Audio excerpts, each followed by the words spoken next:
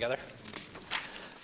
Cabinet Committee A covers issues relating to the economy, jobs, the labour market, competitiveness, productivity, trade and the action plan on rural development, the digital economy and pensions. Recent developments in these areas include the publication of the Pensions Roadmap by the Minister for Employment and Social Protection and the Government's decision to prepare a future jobs programme focused on creating high productivity jobs, increasing levels of participation in the labour market and tackling the opportunities and risks that we now face in areas like digital transformation and the low carbon economy. The most recent meeting of Cabinet Committee A took place on the 9th of July. The next meeting is scheduled for later this month. But of course, the full Cabinet considers all of these issues on a regular basis. Deputy Richard Boyd Barrett. Yeah, Minister Taoiseach, as you scratch around for additional money for things like housing, which we need desperately, health, education, water infrastructure, I wonder, have you taken note of the significance of the Controller and Auditor General's recent report, which has confirmed something those of us on the left have been saying for years, but now it comes from a source that you can't dismiss quite so easily, which outlines how 90 of the richest individuals in this country are declaring taxable income less than the average industrial wage. And that those high net worth individuals claimed in 2016 96 million in various tax credits and reliefs. These are people, by the way, whose wealth is estimated to be in excess of €50 million. Now that's absolutely shocking. When you think of some of the social problems people are facing in this country, that some of the richest people are availing of tax reliefs and credits to bring down their taxable income to negligible levels. The CNAG report also points again to something that we have said repeatedly about corporate tax loopholes and the extent of them. And frankly, as somebody who's talked a lot about this, his figures stagger even me. In 2016, there were €296 billion available in allowances and losses forward to offset against profits. 296 billion, which they estimate over future years could rob the revenue of about €29 billion in revenue. Now that, Taoiseach, is a scandal. Right. And I just wonder, are you going to look at that scandal? Are you going to examine these loopholes to ensure the rich and the corporations pay their fair share of tax? Deputy Mary Lou McDonald, then Deputy Martin and Deputy Howlin. Thank you, and I would share the concerns raised by Deputy Boyd Barrett, and you might add to that the corporate tax honeymoon extended to the banks. You might add to that also the taxation of intangible assets in respect of multinationals, a loophole that was partially closed by Minister Paschal Donoghue, but which still needs to full and final resolution. Taoiseach, I noticed from your twittering that you have had some sight of some of the Sinn Féin budgetary proposals. I'd like to suggest to you that you read the document in full and actually absorb it properly before tweeting perhaps again. We have a range of proposals around investment in public services, tackling the cost of living, building prosperity. We set out in detail the choices that we would make within the parameters, fiscal parameters. And I realise that your choices are likely to be different, Taoiseach, but I would like to appeal to you that you actually study the proposals that we are forwarding, because as you have very often said in this chamber, nobody has the monopoly on empathy. Well, for sure, your benches do not have the monopoly on wisdom when it comes to prudent and sound economic management. Taoiseach, I'm sure you're aware that there are many signs of worrying pressures in the economy, as well as the huge social dimension. The impact of a housing crisis, which is now over 5 years old, is really having a significant impact on terms of inward investment, disposable incomes. So the exorbitant levels of rent are really reducing disposable incomes, lack of mobility, missed opportunity, and so on. The impact of Brexit, I think there's growing signs that it's beginning to have an impact on consumer confidence, as well as potential disruption in the United Kingdom market. An important part of this appears, I think, to come from a sense of deflation, which has followed the complacency which arose because of the overselling of last December's deal, where once businesses were told that they had an ironclad assurance of the status quo and that the United Kingdom as a whole was leaning towards a soft Brexit perhaps, or a low-impact Brexit. Today, I think amongst the public there's a general degree of anxiety and higher level of fear than there would have been heretofore.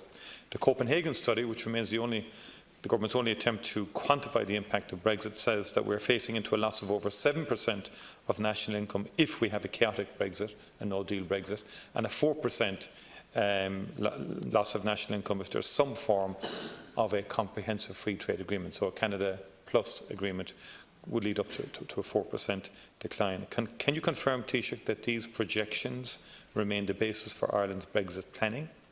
And do you believe that the measures taken so far and their impact are of sufficient scale to respond to a loss of between 4 and 7% of national income? And you have to take into context there the divergence in our economy in terms of the domestic indigenous-based economy, which is heavily reliant on exports to the market, as opposed to our multinational base, which will probably prove to be more resilient. But nonetheless, the indigenous sector, particularly agri-food and companies that are on the west coast, northwest, Midlands, who export to Britain mainly, could be in significant difficulty in the event even of a free trade type agreement along Canada Plus. I'll confine myself, to 2 questions. The SRI have doubled their growth projection for this year to 8.9% of GDP. Has the government considered exactly what that impact will be on both the deficit projected for this year, presumably it will close it, and secondly on the fiscal space? And secondly, can I ask you in relation to the overspend in the HSE, by the end of June that was projected to be €300 million. It's now projected by year's end to be somewhere between €750 million and €1.1 billion. That is a this year budgetary item. How is that money to be found? Yeah, I had a chance to look at the CNAG's findings on tax, so I'm going to take a closer look at them over the weekend. I want to say at the outset that I believe everyone should pay their fair share of tax in Ireland. As a government, we've prioritised taking the lowest paid out of the income tax net altogether, and around 30% of people, the lowest paid in Ireland, no longer have to pay income tax. I think that's a very good thing. And our focus now is very much on reducing income tax for those on middle incomes, those who in many ways often pay the highest burden of tax because the very rich can find ways not to pay, whether it's through legitimate tax incentives or whether it's through aggressive tax planning and tax avoidance in some cases. It's very often the middle who bear the largest burden of income taxation. That's why it's been our priority to raise the standard rate cut-off point so that fewer people have to pay that highest rate of income tax, and to ensure that people pay less income tax and USC. And while in any one budget it might only be €300 or €400 for a single person, or 600, 800 for a couple, when you do it over 3 budgets, that really starts to add up. It starts to add up to over 3 budgets, €800 for a couple. And when you see the 3-year effect, and we've been doing this for 3 years now, and the 5-year effect of these taxation changes, it really does make a difference in the take-home pay of those on middle incomes.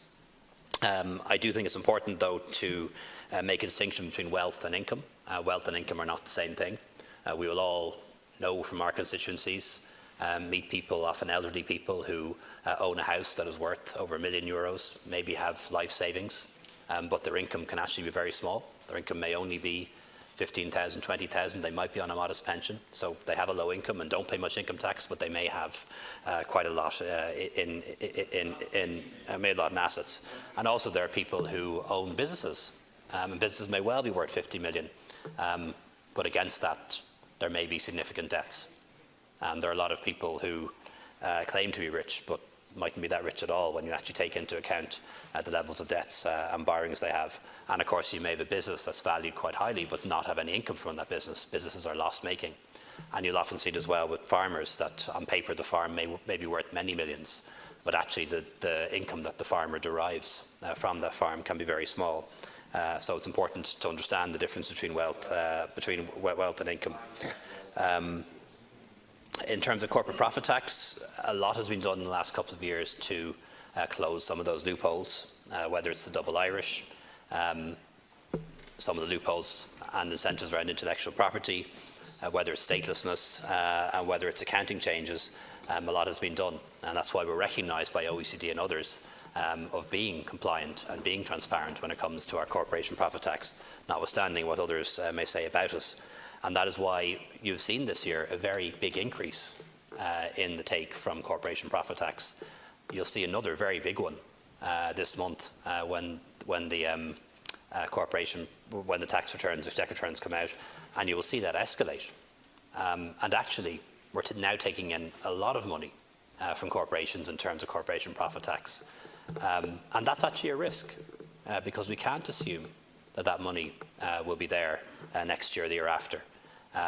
Because loopholes have been closed, because of accounting changes, we're probably going to have a windfall of corporation profit tax this year, which may not be there next year and the year after. And while some will busily be spending this money and finding ways to spend it, as a responsible government, we need to consider the possibility that this narrative about us not collecting lots of corporation profit tax is not correct. We actually are collecting a lot.